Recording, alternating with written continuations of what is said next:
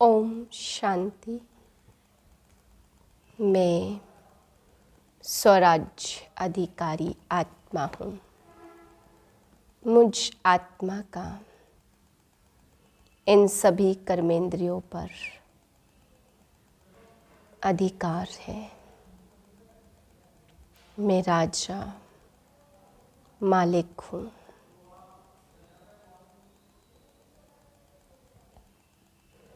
तेरह 9/2023 के महावाक्य हैं। आज बाबा हम बच्चों को समझाते हैं कि बच्चे, अगर तुम्हारा किसी भी ब्राह्मण आत्मा से वैर है तो आपको ब्राह्मण नहीं कहेंगे, हाफ कास्ट ब्राह्मण कहेंगे। बाबा कहते हैं वैर रखने वाला पूरा ब्राह्मण हो नहीं सकता, इसलिए अभी तुम्हें किसी से भी कोई वैर नहीं होना चाहिए। फिर बाबा समझा रहे कि सत श्री अकाल कहते, अकाली लोग बड़ी ज़ोर से आवाज़ लगाते, तो बाबा कहते जानते तो हैं कि सत श्री अकाल केवल एक परमपिता परमात्मा को कह सकते हैं और कोई सत श्री अकाल है ही नहीं।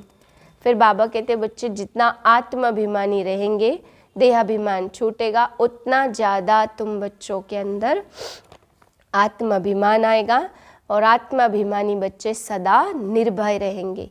बाबा कहते छत गिर जाए या अंत समय में कैसी भी सीन देखनी पड़े, तुम बच्चों को आत्मिक स्थिति में रह करके निर्भय बनना है। शरीर है ही नहीं तो बाबा कहते डर किस बात का। मीठे बच्चे, तुम्हारा किसी से भी वैर नहीं होना चाहिए क्योंकि तुम हो सबके कल्याणकारी। वैर रखने वाले को हाफ कास्ट ब्राह्मण कहेंगे। प्रश्न है कौन सी स्मृति बुद्धि में सदा रहे तो निर्भय बन जाएंगे। उत्तर है सदा स्मृति रहे कि हम सचखंड के मालिक देवी देवता बन रहे हैं। शरीर को कोई मारता भी है लेकिन आत्मा को मार नहीं सकता। गोली शरीर को लगती है, मैं तो जा रही हूँ बाबा के पास। हमको क्या डर है, हम बैठे हैं, छत गिर जाती है, हम बाबा के पास चले जाएंगे। डरने की इसमें कोई बात नहीं, ऐसा निर्भय बनना है। गीत है माता ओ माता तू सबकी भाग्य विधाता। ओम शांति। बच्चों ने जगत अम्बा की महिमा सुनी। अब मनुष्य तो सिर्फ गाते रहते, जगत अम्बा के मेले लग रहे हैं। यह फिर है संगम, तो बच्चों का बाप के साथ मेला। बाप है तो माँ भी जरूर है। भारत में जगत अम्बा की जीवन कहानी को कोई जानते नहीं है। जगत को रचने वाली अर्थात जगत अम्बा, तो जगत अम्बा के मंदिर भी है। अभी तुम बच्चों को समझ मिली है, ज्ञान का तीसरा नेत्र मिला है। अभी तुम बच्चे जानते हो जिसका यादगार बना हुआ है वह जरूर सृष्टि के संगम पर आए होंगे। इसको जगत अम्बा कहा जाता। जगत पिता प्रजापिता है ना। इस बेहद ड्रामा का आदि मध्य अंत क्या है और मुख्य एक्टर्स कौन कौन से हैं यह कोई नहीं जानते। हीरो हीरोइन भी एक्टर होते हैं। सिर्फ 2 नहीं होंगे, जरूर उनकी सेना होगी। जगत अम्बा की भी सेना होगी। उनको शक्तियाँ भी कहा जाता। शक्ति सेना नामी ग्रामी है। शक्ति कहाँ से आई, जरूर सर्वशक्तिमान परमपिता परमात्मा से ही शक्ति ली होगी। यह तो सब मानते हैं, ऊंचते ऊंच है भगवान। उनको ही सत श्री अकाल कहते। अकाली जो होते वह निराकार को मानने वाले होते। सिख ग्रंथी गुरु नानक को मानते, कहते हैं गुरु नानक देव है। उनकी जो पीढ़ी होती उनके 10 बादशाहों के नाम भी भिन्न भिन्न हैं। कोई का सिंह, कोई का दास और कोई का चंद भी नाम होगा। सबके नाम भिन्न भिन्न हैं और अकाली जो है वह अकाल मूरत को मानते हैं। सत श्री अकाल यह किसकी महिमा की, परमपिता परमात्मा की। तो सिद्ध होता सत्य सिर्फ एक श्री श्री अकाल मूर्त परमात्मा है। अर्थ कुछ भी नहीं समझते, विचार सागर मंथन तुम बच्चों को ही करना है। यह जगत अम्बा है, फिर पिता भी जरूर है। तुम जानते हो जगत अम्बा कौन है, किसकी बच्ची है तो मनुष्य। 8-10 भुजाएं तो है नहीं, फिर इतनी भुजाएं क्यों देते हैं। परमात्मा हमको रूप बसंत कहते, तो रूप भी है, फिर बसंत यानी ज्ञान सागर भी है। इतना छोटा सा स्टार तो वंडर है ना। बच्चों को समझाया है, बाप है बिंदी रूप, बरोबर इसमें सारा पार्ट है। भक्ति मार्ग में भक्तों की भावना पूरी करते हैं। यह भी सारी ड्रामा में नूद है। जिस समय जिसकी जो भावना है वह ड्रामा में पहले से ही नूधी हुई है। तुम्हारी यह पढ़ाई भी ड्रामा में नूद है। जो पार्ट रिपीट हो रहा है, समझने की बात है ना, तो तुम अच्छी रीति समझा सकते हो। ऊंचते ऊंच भगवान सब कहते हैं, वह है निराकार निर्भय निर्वैर, उनका कोई के साथ वैर नहीं है। तुम्हारा भी कोई के साथ वैर नहीं है। तुम सबके कल्याणकारी हो। अगर किसका वैर है तो उनको हाफ कास्ट ब्राह्मण कहेंगे, आधा शूद्र आधा ब्राह्मण। यह विकारों की खाद कंप्लीट निकल जाएगी तब ब्राह्मण कहेंगे। अभी तो आधा आधा है। कलयुगी तमो प्रधान संस्कार भरे हुए हैं, वह निकलने हैं। अभी तुमको न देवता न शूद्र, बीच का ब्राह्मण कहेंगे। वह भी संपूर्ण नहीं बने। जगत अम्बा को देवता नहीं कहेंगे। जगत अम्बा जब संपूर्ण बन जाती है उसके बाद देवता बनती है। अभी ब्राह्मण है, ब्रह्मा की बेटी सरस्वती है, परंतु यह कोई भी नहीं जानते। ब्रह्मा कब आया, जो मुख वंशावली रचना रची, उनको ही शिव शक्ति सेना कहा जाता। मनुष्य कहेंगे हम एक्टर हैं, तो ऊंचते ऊंच भगवान कौन है। ब्रह्मा विष्णु शंकर कौन है। क्या और भी 8-10-100 भुजा वाला कोई है? नहीं, यह सब चित्र फालतू के हैं। ब्रह्मा की 100 भुजा दिखाते, वह भी समझना चाहिए वास्तव में राइट क्या है। 2 भुजा लक्ष्मी की, 2 भुजा नारायण की। पहले पहले मुख्य विकार है देह अभिमान, फिर और विकार भी नंबरवार आते हैं। सूक्ष्म वतन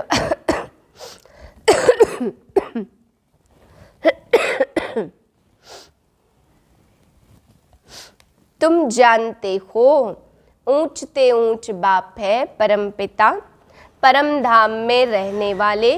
फिर सूक्ष्म वतन में है ब्रह्मा विष्णु शंकर।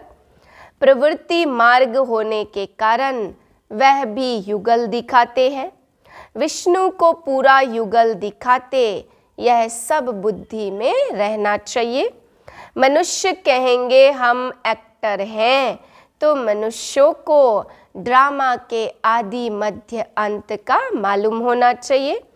ऊंचते ऊंच भगवान कौन है और ब्रह्मा विष्णु शंकर कौन है। क्या और भी 8-10-100 भुजा वाला कोई है? नहीं, यह सब फालतू चित्र है। तो ब्रह्मा की 100 भुजा दिखाते, यह तो प्रजापिता है। 100 भुजा की तो कोई बात ही नहीं है। विष्णु को 4 भुजा दिखाई, तो 2 भुजा लक्ष्मी की, 2 भुजा नारायण की। पहले पहले मुख्य विकार है देह अभिमान, फिर और विकार नंबरवार आते। तो सूक्ष्म वतनवासी ब्रह्मा तो है अव्यक्त, प्रजापिता ब्रह्मा तो यहाँ चाहिए ना। यह जब संपूर्ण बन जाते तो सूक्ष्म वतन में फरिश्ते बन जाते। तुम फरिश्ते बन जाते हो, वहाँ तुम्हारा शरीर हड्डी मांस का नहीं होता, उनको फरिश्ता कहा जाता। ब्रह्मा तो प्रजापिता यहाँ है ना। फिर विष्णु 2 रूप से पालना करेंगे, शंकर तो है सूक्ष्म वतनवासी। यह बड़ी समझने की बातें हैं। इतनी दूरादेशी बुद्धि कोई की भी है नहीं। तुम्हारी बुद्धि एकदम मूल वतन सूक्ष्म वतन तक चली गई है। सूक्ष्म वतन अब रचा हुआ है। ब्रह्मा विष्णु शंकर की भी रचना हुई है। जहाँ तक आ जा सकते हो तो ऊंचते ऊंच भगवान, और फिर ब्रह्मा विष्णु शंकर, और फिर यह मनुष्य सृष्टि में देवी देवताएं। बाकी 8-10 भुजा वाले व चंडिका देवी आदि तो है नहीं। इतने सब चित्र कहाँ से आए? तुम्हारे पास कोई हथियार थोड़ी है। यह सब हिंसक हथियार बैच बनाए तो देवताएं तो होते हैं डबल अहिंसक। सूक्ष्म वतन में तो कोई हथियार आदि होते नहीं हैं। चित्रों में कितने हथियार दिए, इसको कहा जाता गुड़ियों की पूजा। ऑक्यूपेशन को कोई जानते नहीं। बाबा आकर ब्रह्मा द्वारा नई रचना रचते तो खुद बड़ा हो गया ना, तो तुम हो उनकी संतान, पोत्रे और पोत्रियां। समझने वाले समझते भी हैं, परंतु फिर यह नहीं समझते कि सबकी मौत होनी है। अभी भी कितने मरते रहते, अखबारों आदि में कोई दिखलाते थोड़े हैं, नहीं तो नाम बदनाम हो जाए। भूख बहुत मरते, एक समय मुश्किल 2 रोटी मिलती है। तुम बच्चे जान गए हो सतयुग में लक्ष्मी नारायण का राज्य चलता है।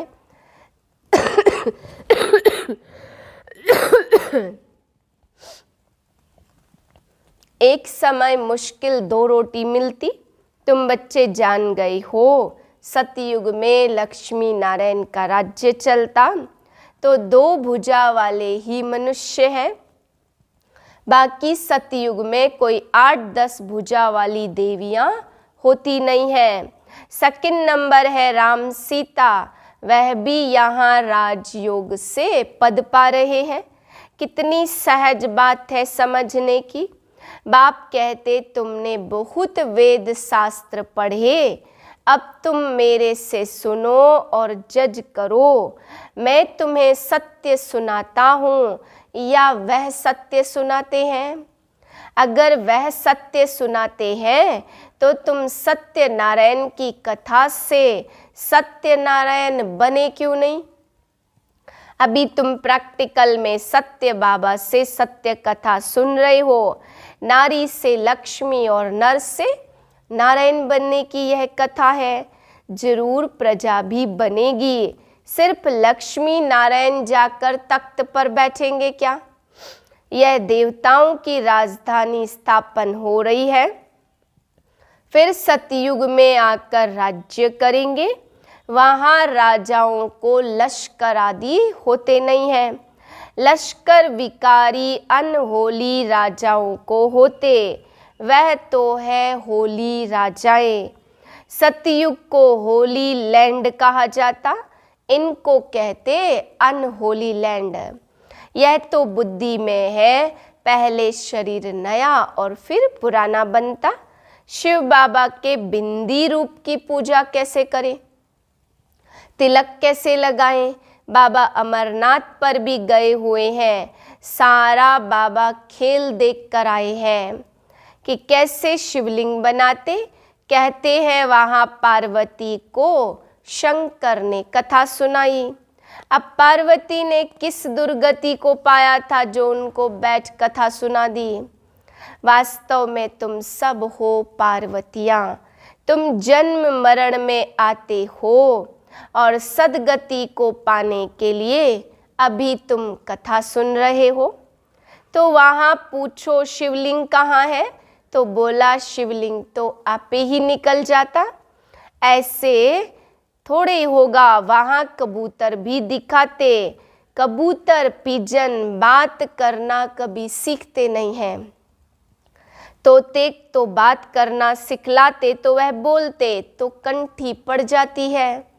तुम ज्ञान की कंठी पहनते तो बाबा ने समझाया ऊंचते ऊंच है शिव बाबा। यह होली डायनेस्टी पूरी होती है। यह बेहद का ड्रामा है जिससे तुम राज्य पद पाते हो। ऐसी पढ़ाई कभी भी होती नहीं है। वह प्रिंस प्रिंसेस तो प्रारब्ध ले आते, यहाँ तुम प्रारब्ध बना रहे हो। तो भविष्य सतयुग के लिए कितनी ऊंच और कितनी सहज नॉलेज है। सेकंड में जीवन मुक्ति, तो हम बेहद बाप के बच्चे हैं, तो ईश्वरीय गोद में बैठे हैं। ईश्वरीय गोद कौन छोड़ेंगे। तो ड्रामा के आदि मध्यांत को समझना है। बाप को यथार्थ रीति बैठ बाप समझाते, जो मनुष्य सृष्टि का बीज रूप गाया है, सतचित आनंद स्वरूप कहा जाता, तो जरूर जब आएंगे तब तो वर्षा देंगे ना। तुम सचखंड के मालिक देवी देवता बनते हो, कोई डर की बात नहीं है। यहाँ तो कितना डर रहता, कोई चढ़ाई ना करे। तुमको बिल्कुल निर्भय रहना है। शरीर को कोई मारता है, आत्मा को थोड़े ही मार सकते।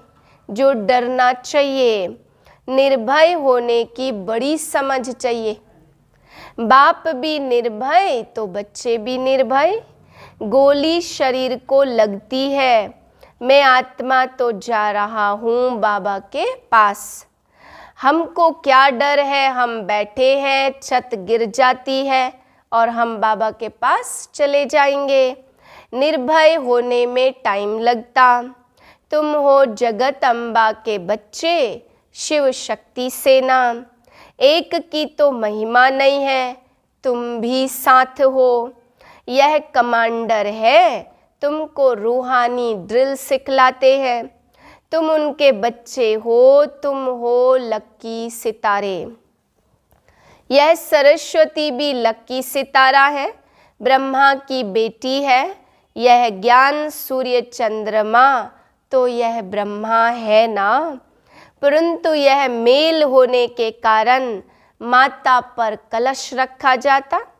अच्छा मीठे मीठे सिकिलधे ब्रह्मा मुख वंशावली, ब्राह्मण कुलभूषण, स्वदर्शन चक्रधारी बच्चों प्रति मात पिता बाप दादा का दिल व जान, सिक व प्रेम से नंबरवार पुरुषार्थ अनुसार याद प्यार और गुड मॉर्निंग।